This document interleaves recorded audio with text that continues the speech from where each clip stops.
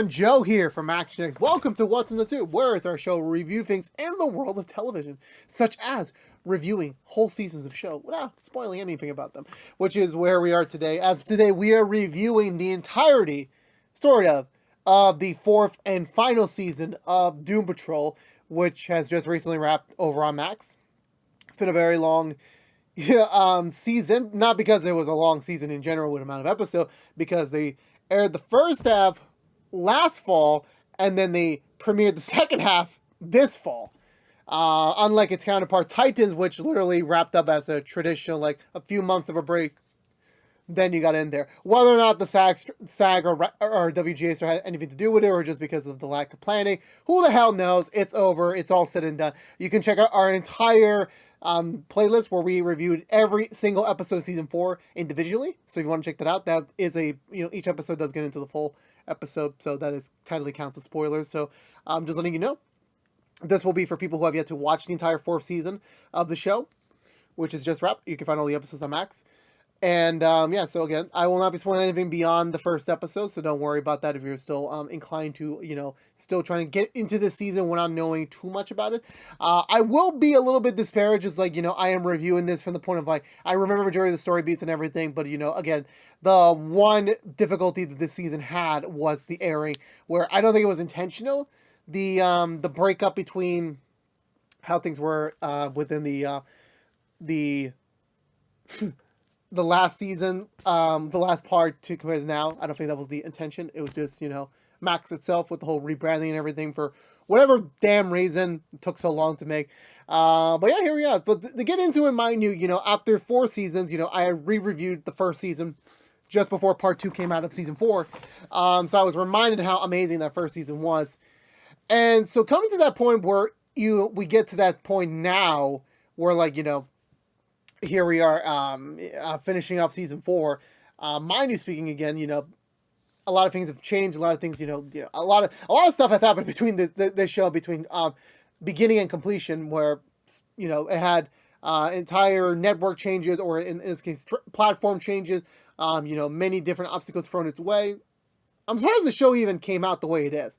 And the case in point with how season 4 is presented, I will admit it is not the best season ever. It is not. I do believe that there is a lot of potential here. I do believe that outside forces probably got in the way of certain things, but for me personally, I still enjoyed season 4 for what it is, being the final story for this ragtag team, very, very hilarious group of misfits. But I do believe this season was worthy of them being their final, tale together as a team. I am a little disparaged to say that, I don't rank it that high up there. And again, it's only 4 seasons, so I'm you can really go on the bottom 2 or the top 2, where for me, it is in the middle, where I'm debating if it's better than 3, but for me, 2 was already in the bottom, in my opinion. 4 did some interesting things, balancing so many things. And I want to say, it was a hodgepodge, probably some of their leftover idea, whether or not season 4 was planned to be the final ending when they were shooting, or this was just a last minute in production. Hey, just letting you know, season 4 is the last go around. So whatever you guys want to do, kind of wrap it up here, and then we can move on there. Yeah, but with that being said, just in the general spiel of things, where it's the creative freedom of doing this type of show, where this show is not your traditional superhero show, and I said that throughout all the 3 seasons, now 4, where this is not your action-packed superhero show. You get something every. This is a character study in a way, where we are exploring these characters' psyches, their messed up brains, what fucked up things that they have become in their past to become where they are now, and what even more fucked up things that they have to go along and fight along this season so they can get through and kind of live their life. And that kind of goes back into the question of their life themselves, where they are immortal. It's something that was not kind of directly stated in the beginning of the series, but as we progress through the show, these guys are, they haven't aged. Larry's lived for many decades, Rita's lived for many decades. Cliff is kind of, immortal in a way, and Jane as well. Vic to an extent. So they kind of have to deal with the question of that a lot of people, I think, especially in my age, or as much as anyone, when they become an adult, whether it's 18, 20, 30, 40, whenever that is, existence of what does that mean? what is the purpose of my life? And I know that's such a deep rooted question, but like it is true for these characters where like for many people have made videos about the subject of like, what would you do if you are immortal, where like, you can live forever basically. Yeah, of course the first few years are going to be like you're basically dicking around doing whatever the hell you want. And then eventually you kind of become like disparaged of like, yeah, what the hell is the point of life? Like I'm living forever. What is my purpose? Why am I here? And I feel, and all the characters have to kind of go through that, where like they're filling the hole with temporary, purpose, but in reality, it's like, is it really the thing that they're truly meant to do? And I feel like this season really definitely explored that element a lot, especially with its, its characters and their journey, as well as what the conflict they have to ensue into.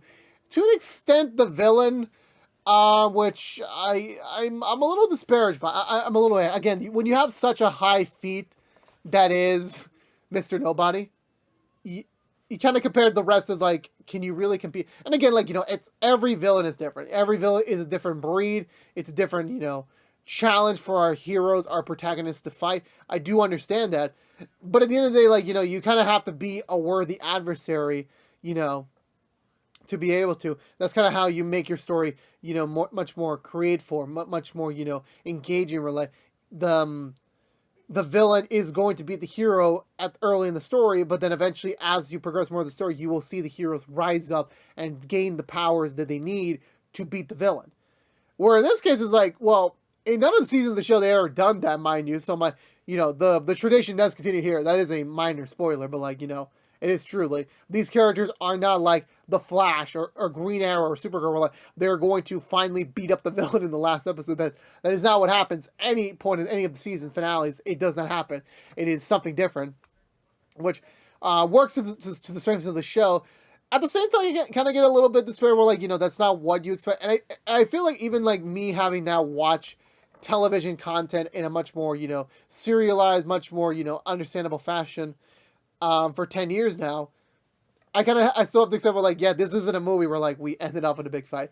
I'm just making that apparent because, like, despite some of the very big words they use to describe how dangerous this season is, there is still no real, like, big cinematic fight that doesn't exist here. It really doesn't. Before I go more into detail, for me, before, like, just the short summary, the short spiel, for me, as I enjoyed Doom Patrol Season 4 a lot, it is still the same characters, lovable, funny, still engaging enough. They're still telling gripping stories. They're still telling these characters, going through their struggles of day-to-day life with their immortality, with figuring out what is next for them, their meaning of existence. They still continue that story, and I enjoyed it. It is not the best of the four. It is not. I feel like there's a couple of missteps they made along the way, which kind of, hindered the whole experience for me. But all in all, I still think this was a worthy final season for the show. Definitely was one that, like, was very interesting to watch, both part 1 and part 2, and by the end of it, it's like, yeah, I agree, this is the finite ending, that we never have to see these characters ever again, if, need be. And it's a very close-ended story, and, they definitely did a great job trying to land the ship as best they could. So to go more into detail about the story, where, again, immortality is at play here, where, all our characters, they have immortality for many decades, even like as old as Rita, or as like kind of short term as Cliff.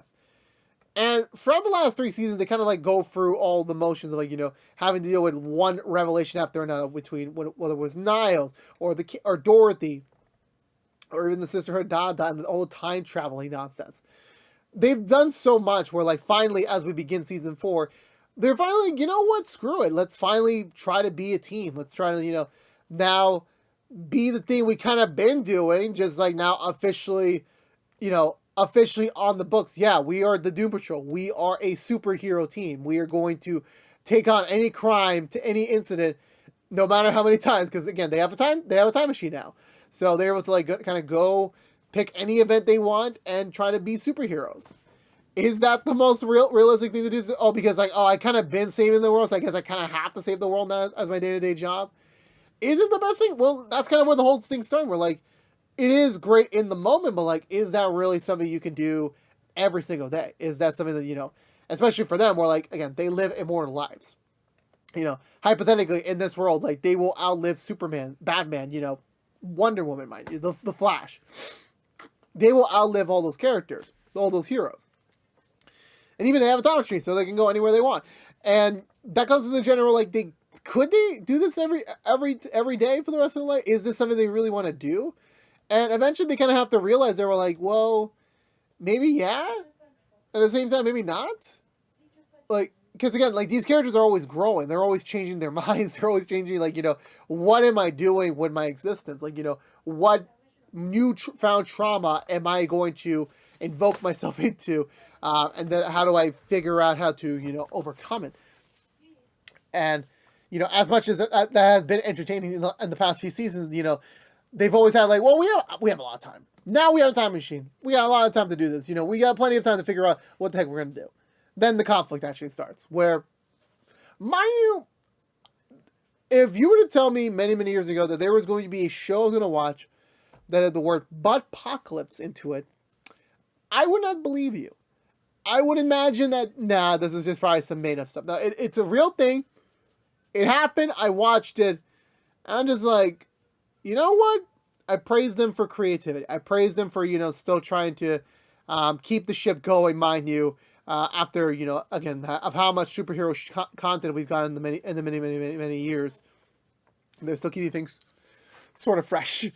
But it also comes to the revelation of character, where, like, again, are these the people that, they probably expected to grow up with, to live, majority of their lives with? Probably not. They never expected, most of them to be in this situation. And the fact of it is, like, there's still a lot about themselves they don't really understand. Like, they may have lived together for a decade, but, like, it's not because they talked every day. It's just a matter of, like, yeah, they just live with each other, and now they're kind of, like, figuring out, okay, so who are we, mind you? Who are we? And I feel like, again, like, as much as, like, for me, like, the story, like, the overall theme, the villains, mind you, like, that wasn't really my big, my big, like, I can't really praise it that much, because, like, it's just, yeah, they were interesting, in the concept of it, but I don't think the execution, they did a pretty good job at, like, like, I will admit that it was creative. It was just missing that, like, what is that really big, like, the really big punch? Because, again, like, when it comes to a movie and superheroes, like, you give a little bit of leeway to, like, okay, your villains are not going to be as well developed as your hero, because you only have maybe 2.5 hours to tell your story. And then when you have a TV show, well, you have a longer time. You can spend some time on your villain. That's why most times TV shows, they get better villains, because you get to spend more time with the villains. You get to, like, really explore their purpose. What motivates them? What drives them to fight the hero? We have time with that. And for me, the conflict, as much my news is, like, it's think of, like, the grandiose, but it doesn't really have that emotional, punch, mind you. It doesn't carry the emotional way that I was expecting. It was kind of like, in a way, for shits and giggles. And again, when you see the whole season, you'll kind of understand what the heck I even mean about it. But going to the characters, where, like, again, the characters were all top notch again. This season, starting even with Roger, being the new woman on the team. Last season being kind of like a anti-hero in a way. She wasn't, like, the bad guy, but she wasn't, like, it's entirely on their side always. So now this season, kind of them having to, again, okay, I'm no one else. I guess I gotta be a superhero to kind of be a part of something. Is that really what she wants to do? No, probably not. Like, this is the convenience of, like, she has free room and board, so I'm like, she's gonna take that opportunity, mind you. But her main motivation is, like, trying to repair her relationship with Rita. Where, like, last season we got to see, her come in, her then eventually get introduced to, like, how does she really tie in with the team, with her connection being Rita via the past, and then realizing, like, how much of a strong friendship they have before she, kind of fucked it up. And this season, in a way, is kind of like just her trying to make amends for it. But it's really kind of hard to do, where, like, you have someone that, like, like, when you mess with someone you love, like, it's really, really difficult to ever bounce back from it. There's a slim chance you may ever get some sort of forgiveness, let alone acceptance. Very, very few. But again, with them having immortal lives in a way, like, she kind of like, well, it doesn't hurt to try. I could still do my best. And, again, like, Roger, she just tries. She tries. And I will give her credence. I will give her credit. Like, she is a damaged character where she has had a life's purpose for so long. Now it's over. She feels guilty now, and she's just trying to find out how does she get her friend back. Because that's all she cares about. She just wants her friend back, and no matter what she has to do, no matter what dangerous scenario that gets thrown her way, she continues to persevere only for the sake of Rita, and that actually is commendable, but again, is it based on, you actually want the friendship, or you just feel guilty? And that's what they play around with. That's what they explore throughout the 12 episodes, and I really did, gave her, I give the writers credence to that, because for me, when you introduce a season-specific character, where, you have a character, it's only meant to kind of, progress the conflict of the season, and then afterwards, if they come back, they're just kind of there for, a line or two, and, helping out for, for the next flight, but doesn't really have an emotional stake in it. So I will give them they found a way to keep her as invested as we were in season 3 to now season 4. So that was kudos to there. Vic, as part of my continuous statement, they only took off Cyborg to make him budget friendly. No, not really. That was all prosthetics. So I'm it was not that expensive. But the last season we got to see him partially not be Cyborg anymore. He's gone. The cybernetics are gone. He is now fully Victor Stone again. But he still wants to be a hero. So I'm well, what does that make you do?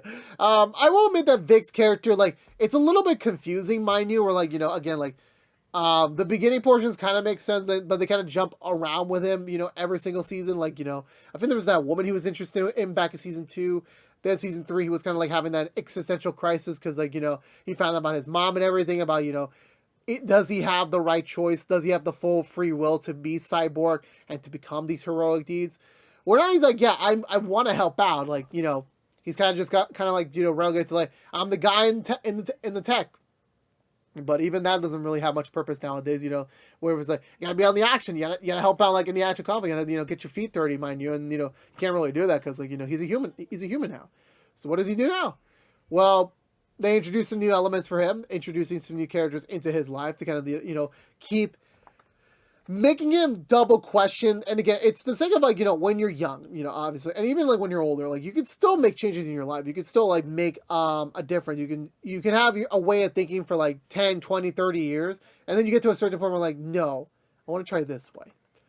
And I admit that was a positive trait that I did see in Vic, where it was an organic, full circle moment for him throughout this entire season, where he is debating did I do the right thing giving up Cyborg, or did I make a mistake?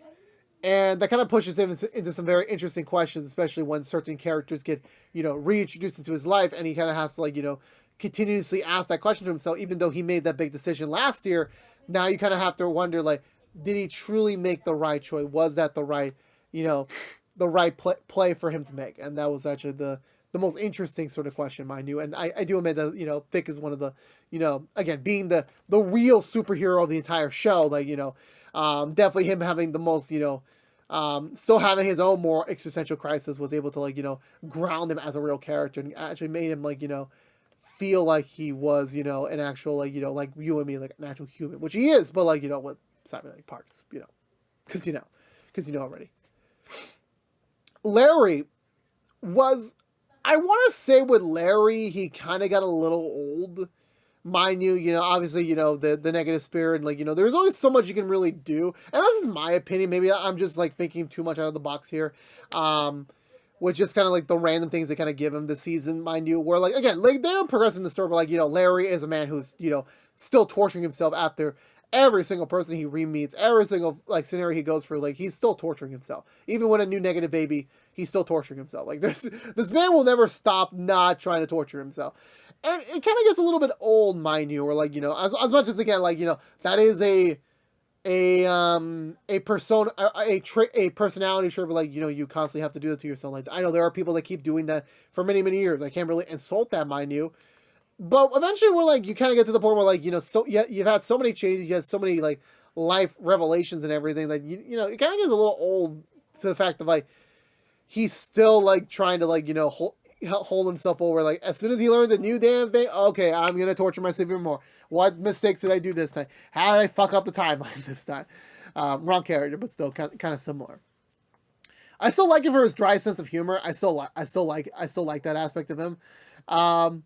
They do introduce a new element for him, which are like I do admit it's kind of like we need to give him kind of like a new direction to lead into his ending, which I do understand. I just don't think it was kind of earned, mind you. I still think it was kind of like, a last minute input to kind of like, really like kind of like give that, the bow tie, which I do admit it looks pretty, but it wasn't that strongly tied, mind you. I didn't think it was a very strongly typed story arc for him to get. But I still enjoyed him as a character, as well. Just with the sake of humor and his line deliveries, still. So Matt Bomer, great character, great character actor. My boy Cliff, I love him. I love Robot Man so much. Like, again, the man won an Oscar in between the breaks.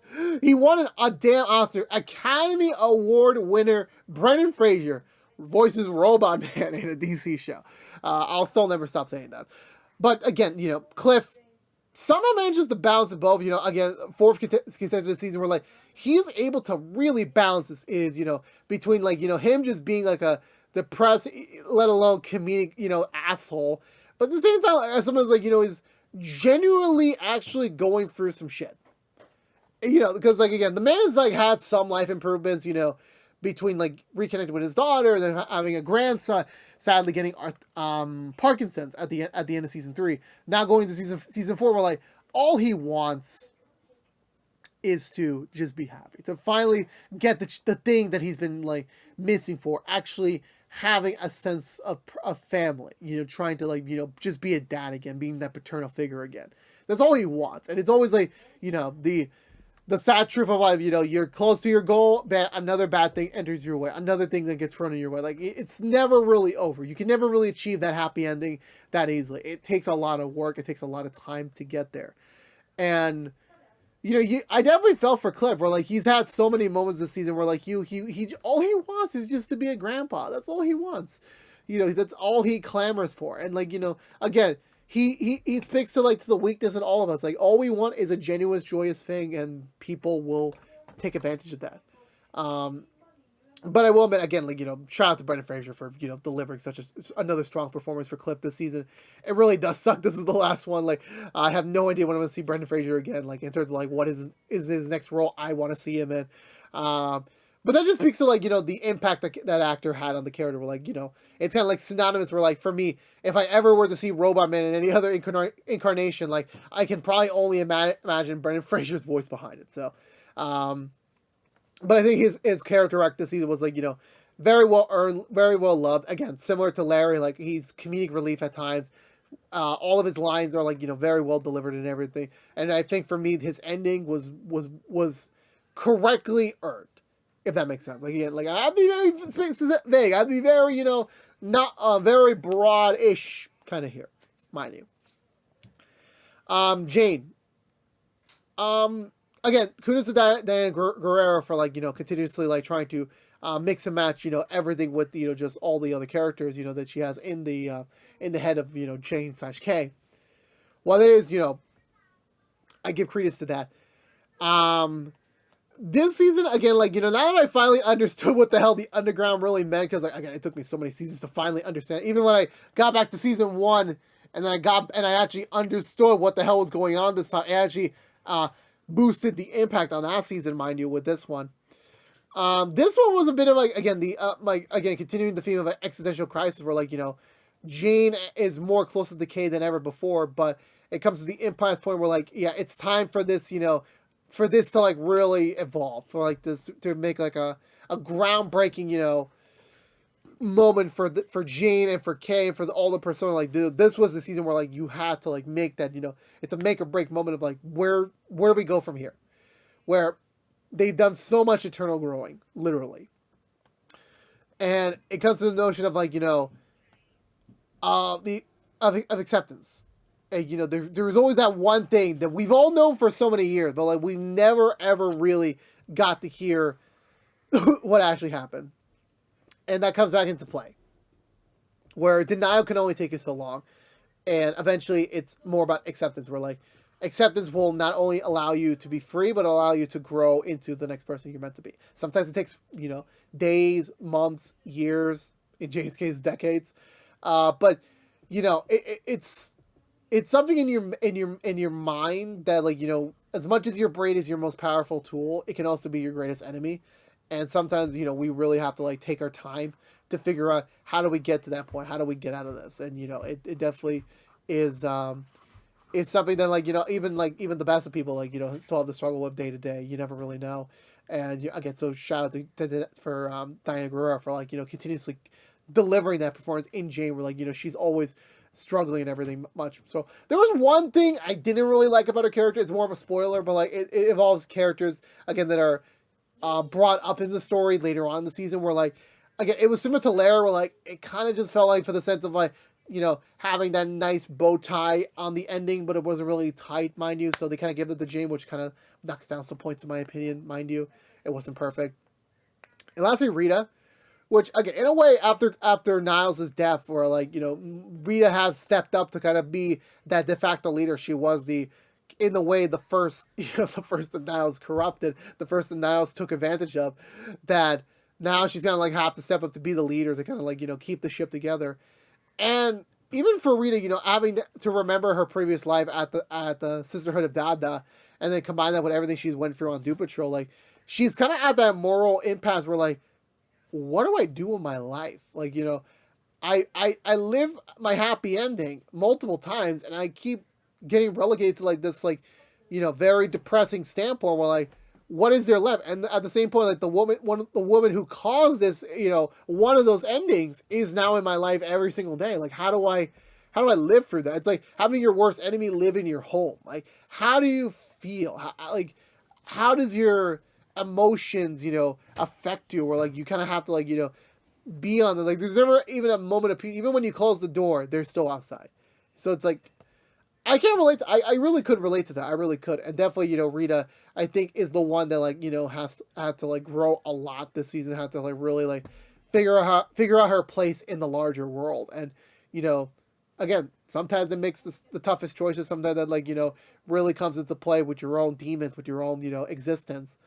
But I think with Rita, mind you, with the character, I think she definitely stood up in a way where it was unexpected, but at the same time, it was what the character needed to, like, really be able to get to the end of that storyline. And I think, again, I forgot the actress's name. I think it's April Bowie.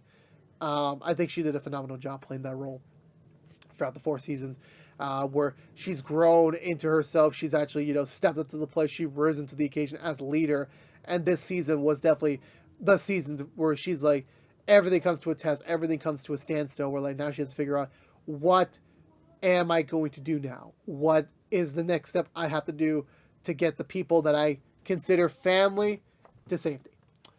But yeah, again, Doom Patrol's greatest strength as a show has always been the characters. It's always been that, like, season 1 had a phenomenal story, for beginning and end. And then, like, again, like, it's a similar fact where when you have a masterpiece of a first installment, it's always super difficult to replicate it in later seasons.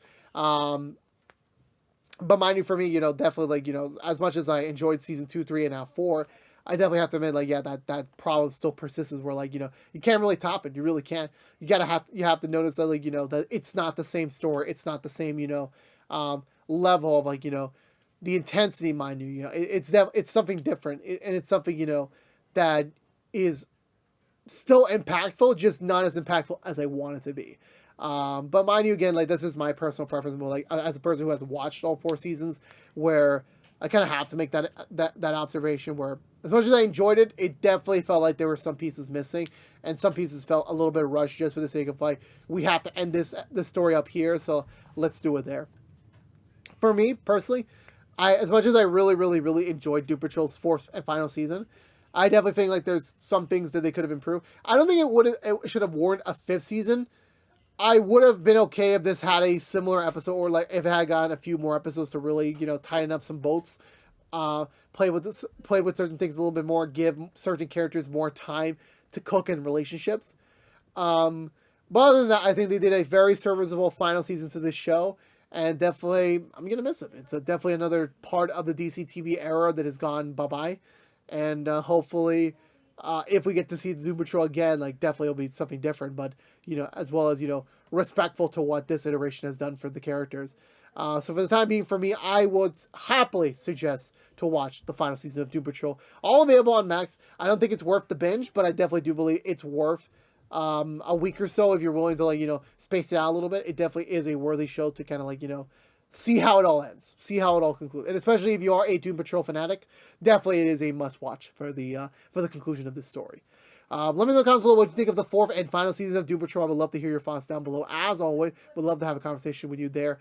But I believe that's going to do it for me today, everyone. So if you're unaware, this has been What's Two from ActionX, reviewing the 4th season of Doom Patrol in a non-spoiler capacity. If you want to know what we're doing normally, What's the Two besides our Doom Patrol reviews. Next week, we're doing a How I Met Your Father Season 2 review, so check that out there. But if you don't care about Doom Patrol, sadly, this is the end of the road. This is the final installment we're doing for Doom Patrol. In a while, we're gonna roll back around to the other seasons in a spoiler-filled capacity in the future. But for now, this is it. This is the finite point for the entire, you know, in terms of like new content to review as they're relatively coming out. Again, I love these characters. I love this show, but it's just the sad factor of, like, you know, all stories have to come to an end at some point. It's just the matter of just how it's spoken.